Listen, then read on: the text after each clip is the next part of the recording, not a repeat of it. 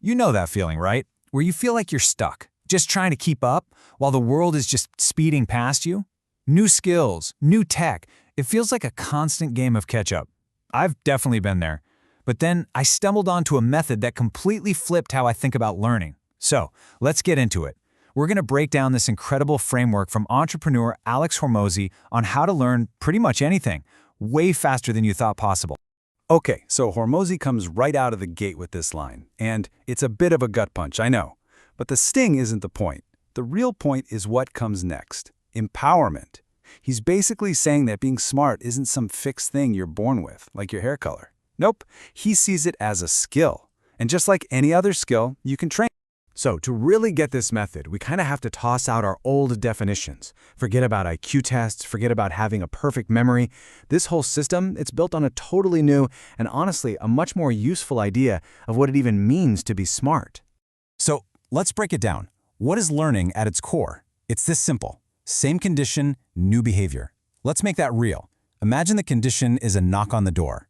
Right now, your behavior is probably to open it and say, "Hey, it's me." But the new behavior you want to learn is to say, "Welcome to Starbucks." The second you can reliably say, "Welcome to Starbucks" every time there's a knock, you've learned. It's that simple. You've just changed your action for a specific trigger. And this right here is where it gets really, really cool. If learning is just changing your behavior, then intelligence is just the speed at which you do it. See, it's not a bucket of facts you have stored up. It's a rate. It's all about how many knocks it takes for you to switch from, "Hey, it's me," to "Welcome to Starbucks." That speed, that is your new IQ. The faster you adapt, the smarter you are in this new model. Just look at this slide. This is how you can absolutely blow past someone who we traditionally call smarter. So the person on the left, maybe they're a genius, right? They only need 3 tries to get the new phrase down. But if they only practice once a week, it's going to take them 3 whole weeks. Now you, on the other hand, you might need 10 tries. But what if you just hammer out all 10 of those tries in a single afternoon? Well, you've mastered the skill in one day. You just won. You beat them on the only timeline that actually matters. Okay, so our definition of smart is officially reset. So how do we actually start learning faster? Well, step 1 is you have to deconstruct this skill. And this isn't just about breaking something down, it's about making a super detailed blueprint for what you want to build. You can't just wake up and say, "I'm going to get good at business." It's way too big, right? It's like trying to eat an elephant in one bite. You got to zoom way, way in. So business becomes marketing. Marketing becomes writing an email. And writing an email becomes the one, specific, and most importantly, trainable behavior of crafting a great subject line.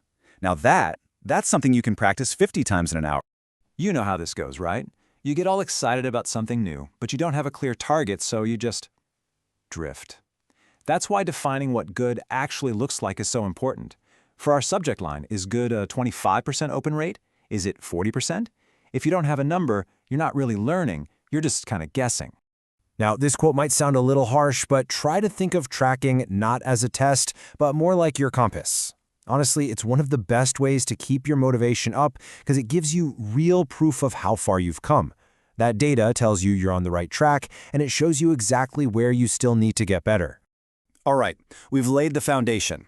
Now it's time to get our hands dirty in the action phase. This is where the magic really happens, and it's going to require a shift in how you think, away from theory and straight into pure observation. It might feel a little weird at first. Here's the key. You have to stop trying to figure out the deep, psychological why behind something. Hormozi calls this the black box.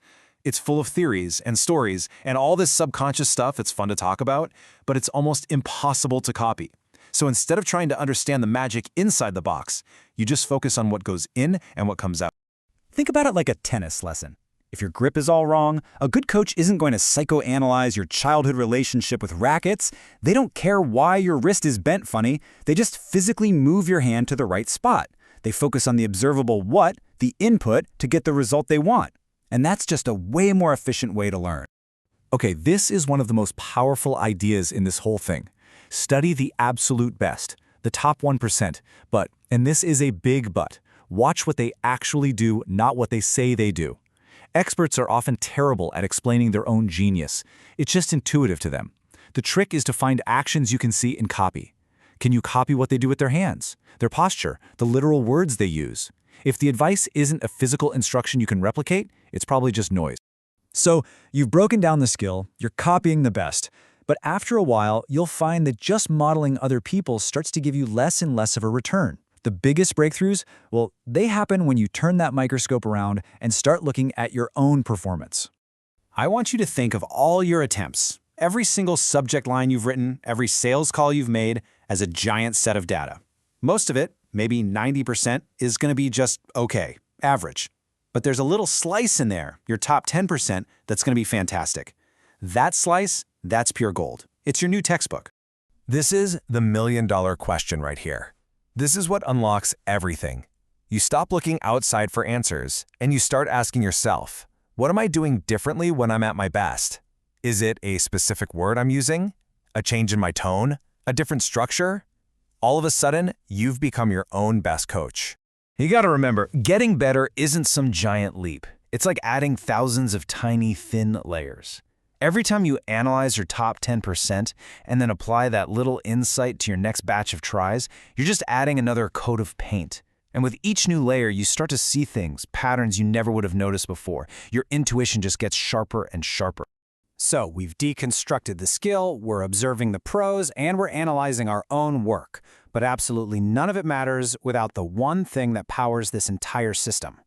At the end of the day, there is no magic pill. It really all comes down to just putting in the reps.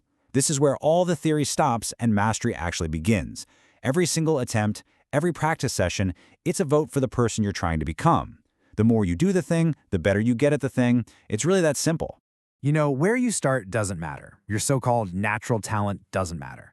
Over the long haul, the only thing that actually matters is how fast you can improve. The person or the company that can learn and adapt the fastest will always win. Your speed of iteration, that's your ultimate competitive advantage.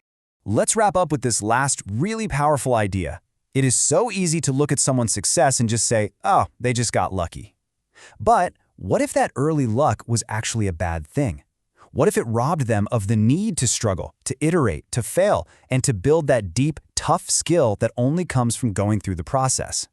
So the next time you're struggling, just remember, the struggle isn't in the way. The struggle is the way. It's the very thing that's forging the skill you're after.